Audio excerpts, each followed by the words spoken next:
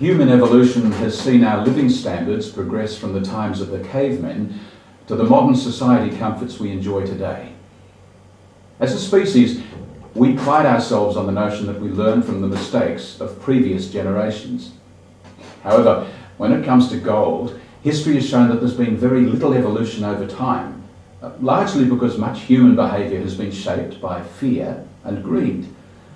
Therefore, no matter how much the previous generation learns from past mistakes, the following generation always thinks that this time things will be different.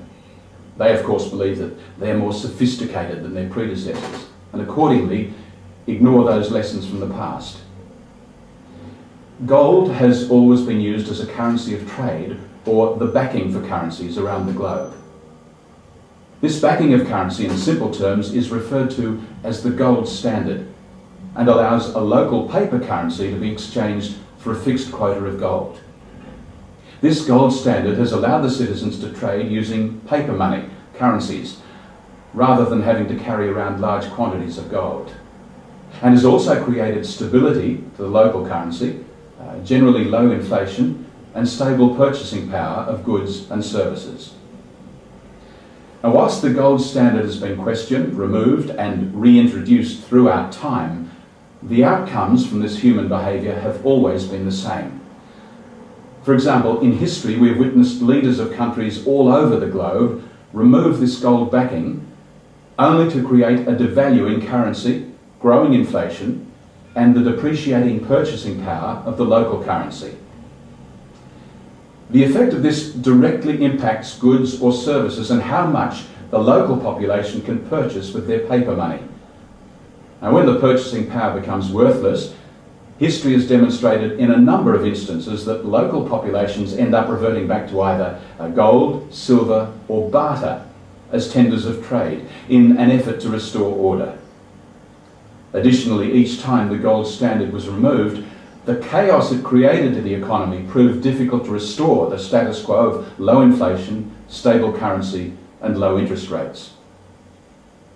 It takes a very strong political leader to take on this task of reintroducing the gold standard.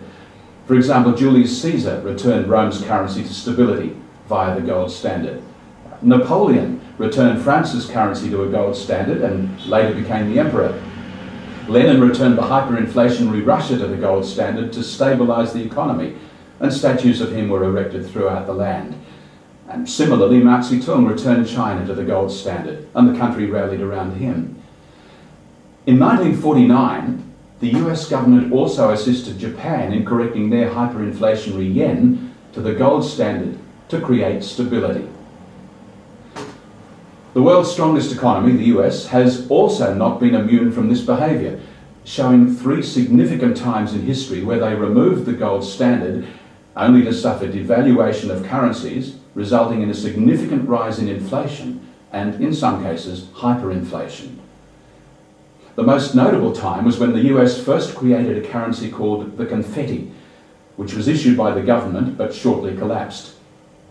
It was not until they again linked the US currency to the gold standard that it grew in acceptance around the world.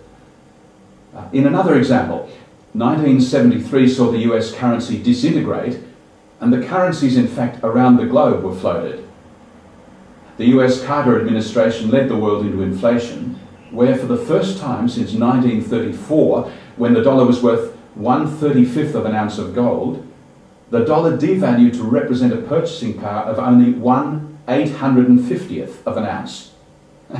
Needless to say, this had a dramatic effect on what the local population could exchange for goods and services.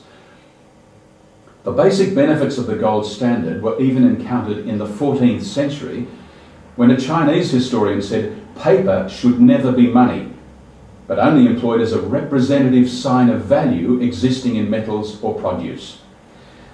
It's just unfortunate that we've continued to not learn from the lessons of the past. The only benefit of high inflation or hyperinflation periods is that it makes it very easy to repay debt quickly. For example, when the local government removes the gold standards and starts printing huge quantities of money, it creates devaluation, whereby the cost to buy goods and services appears to increase steadily. Germany experienced this when the rest of the world was reverting back to the gold standard, and they started to print large quantities of money.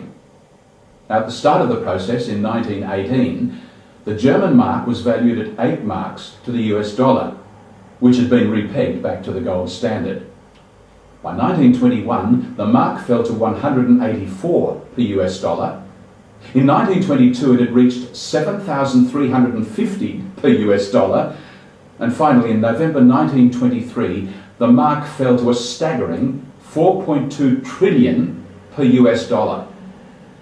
Now, at the end of the cycle, the local population were reduced back to bartering, as the backing of the gold to the currency was no longer present.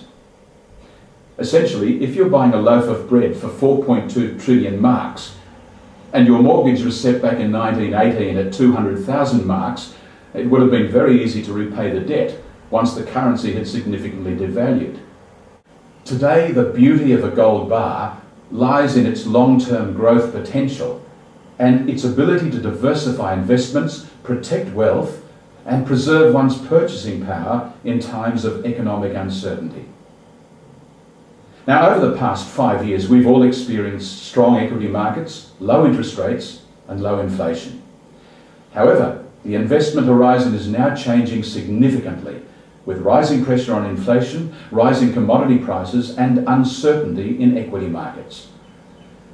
Now, nothing has shown this more vividly than the US Federal Reserve's recent printing of huge sums of paper money and injections of liquidity. Additionally, with the majority of the currencies around the globe no longer being backed by the gold standard, and the early warning signs of inflation that have echoed throughout history, it's looking like history might repeat itself again.